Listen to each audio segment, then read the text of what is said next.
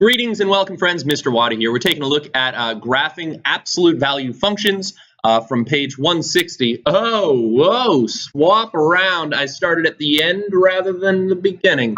So here's question 19. Follow along if you'd so please. This is from section 3.7 of the Big Ideas book. What's the big idea? It says find the value of h, k, or a. So they're referring to, of course, vertex form y equals a times the absolute value of x minus h, close the absolute value plus the k.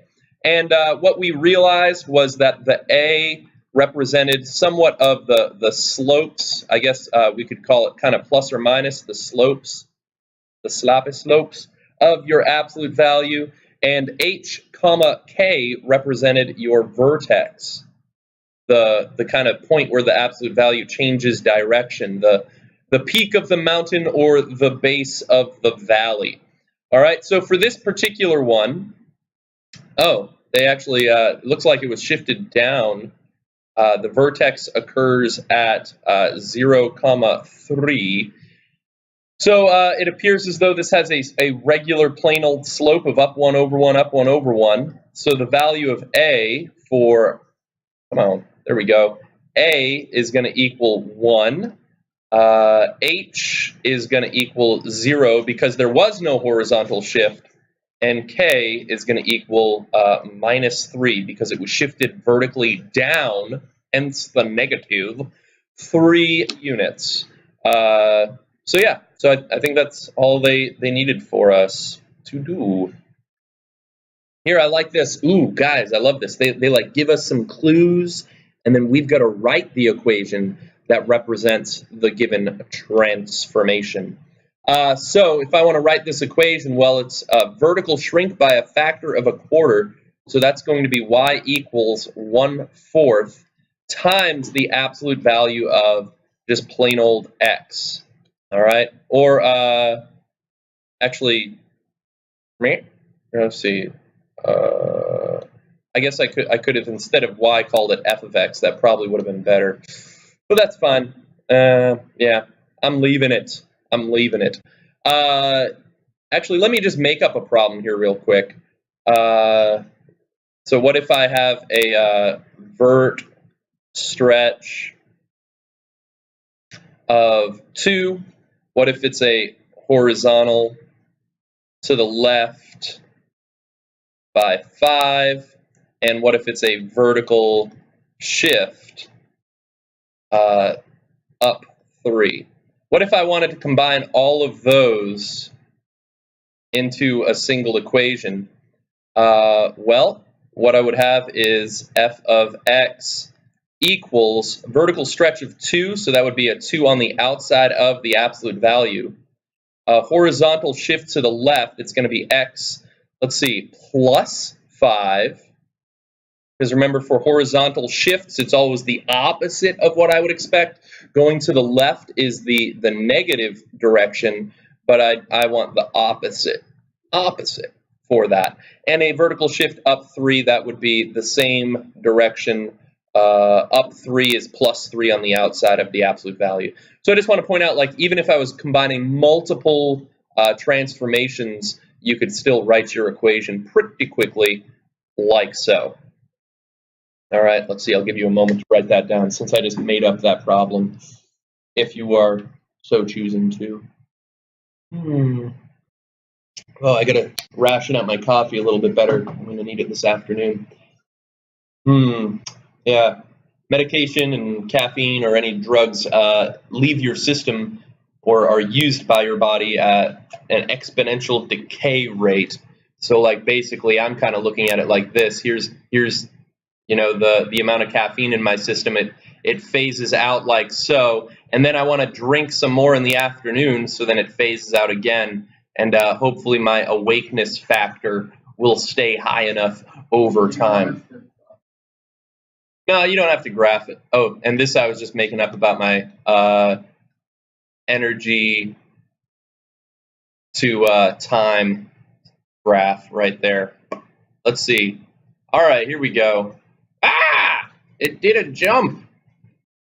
All right, here we go. Exercise 33, describe the transformations from the parent function and then graph the given function. All right, so what do we see here? We see a, number one, a horizontal shift. Okay, so horizontal shift. 2 units. Which direction do you guys think that would be? Ooh, well, let's see. The positive x-axis is over here, but horizontal is always the opposite of what you would expect. So that's actually going to be to the left. But we always want to guess, learn from our mistakes. It's worth it. Let's see. And then this would be a vert. Man, I can't make a V. Vert shift 6 down. Okay, so if I want to graph this, I also could have thought about it in terms of h comma k, that h is -2 and that k is -6.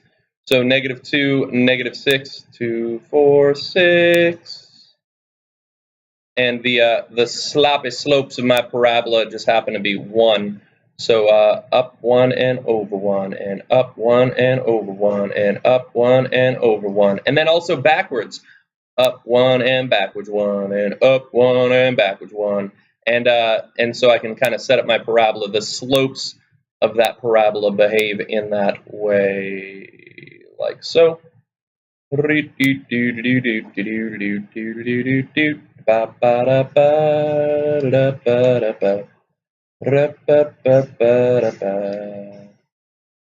a beautiful absolute value graph. Oh, lovely, lovely.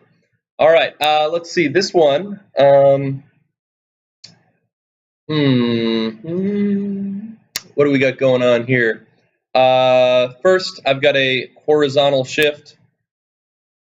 Horizontal left 4, right? Because it's the opposite of that number. Then we've got a vert shrink, or a smoosh, by a half. So this is in the order of PEMDAS that I'm thinking of what's happening to the x. And then this -1 will be a vert shift down 1. Okay? I'd rather, to be honest, think about this in terms of a, h, and k. So a is equal to a half, and then my hk, h will equal -4 because it's the opposite, and k is equal to -1. And so yeah, remember that it's the opposite. Yeah. So or you could draw multiple transformations over time. But let's see. So -4, -1. So 1, 2, 3, 4. Then go down 1. There's my vertex. And my sloppy slopes are a half. So I'm going to go up 1 and over 2. Rise over run. Up 1 and over 2. Up 1 and over 2.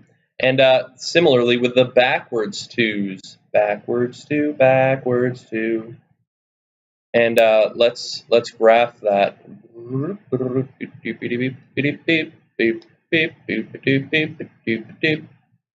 Let's see, this is the last problem I'm doing too, so not bad, not bad.